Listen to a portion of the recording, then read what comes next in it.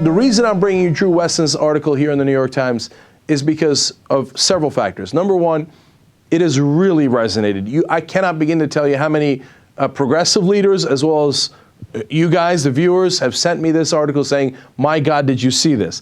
I've now seen at least half a dozen references to this article within other articles.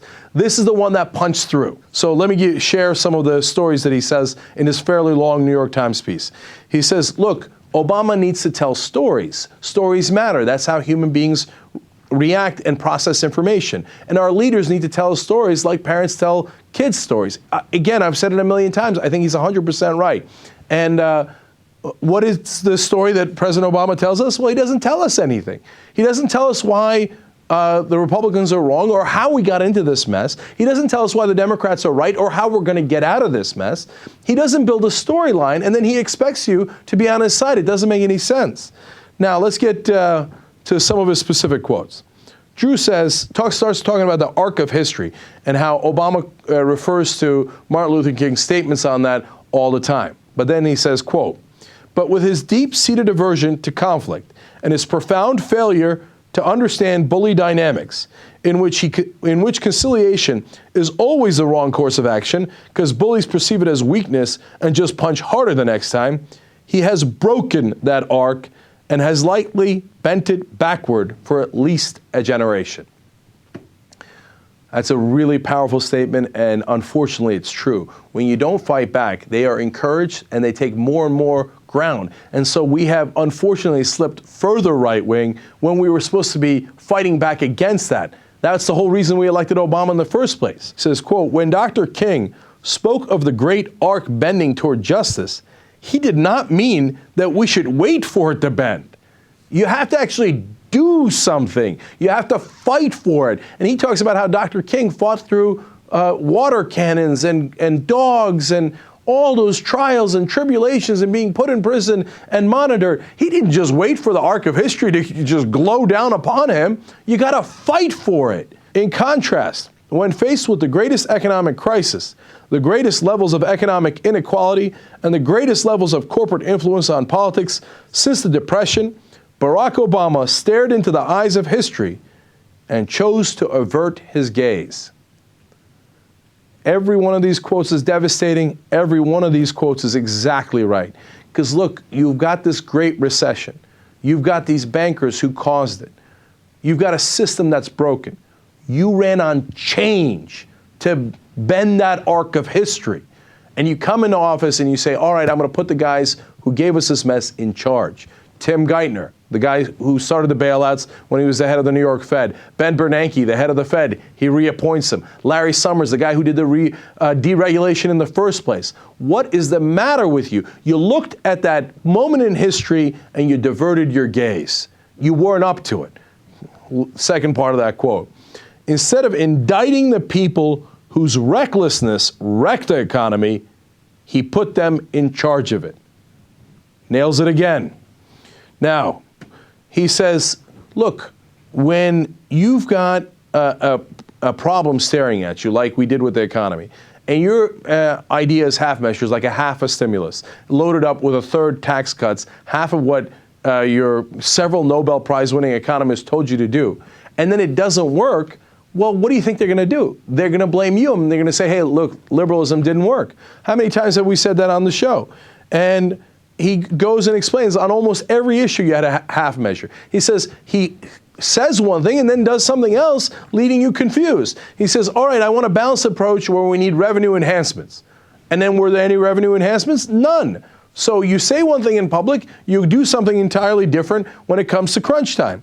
And you say that you're for green energy, and then you expand offshore oil drilling and coal production. You say that you're going to cover so many more people in Medicaid, but you just agreed to cuts that might devastate Medicaid. You talk about how you're in favor of immigration reform, but did you know that over the last 2 years, the Obama administration has deported 800,000 immigrants? That is a faster pace than any president in history. Blows Bush out of the water for that pace. So you're telling me you're in favor of immigrants, and then you're harder on immigrants than Bush was. Do you see why people might be concerned? These are not opinions, these are facts.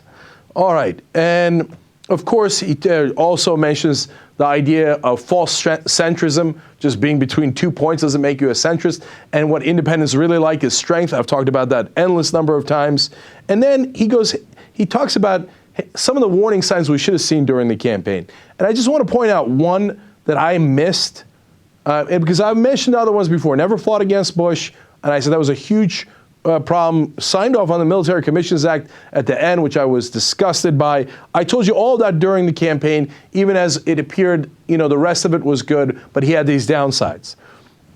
But Drew points back to, and you might remember this from the campaign, that before he became a U.S. senator, he was a state senator, and he did not vote yay or nay 130 times. Instead, he voted present, okay? And I remember covering that story, but I don't think I defended him on it, and I don't think I took him on it, but I should have taken him on it. Because 130 present votes is a lot of present votes. And you know what that means? I don't want to vote on this. I just don't want to vote on it. So when the Republicans attacked him on that, for a very rare situation, they were actually right. It's because the guy, all he wants to do is say, hey, I'm here, man, I'm president, I'm in the middle of the room. Where, what would you like me to do? Oh, ideas, principles, yay, nay, I got none of that, but I'm present. That was telling, and we missed it. And finally, last couple of quotes from Drew Westen's piece in the New York Times.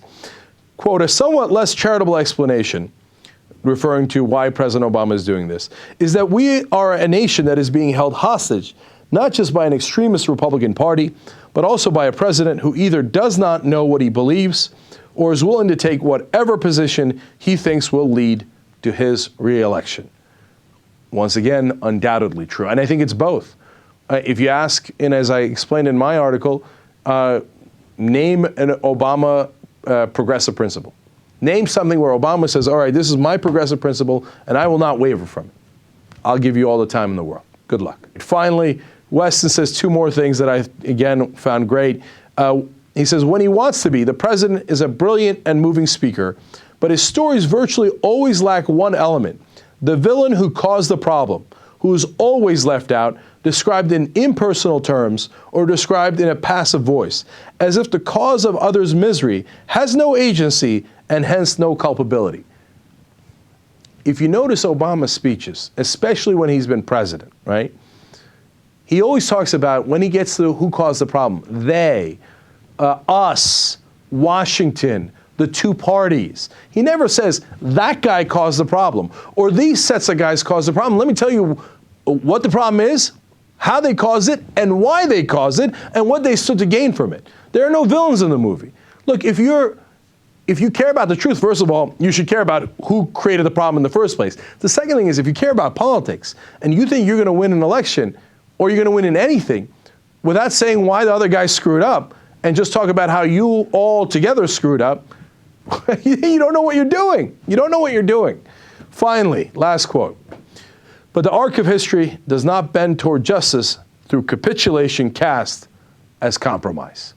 I now think we have hit the tipping point, and everybody gets it.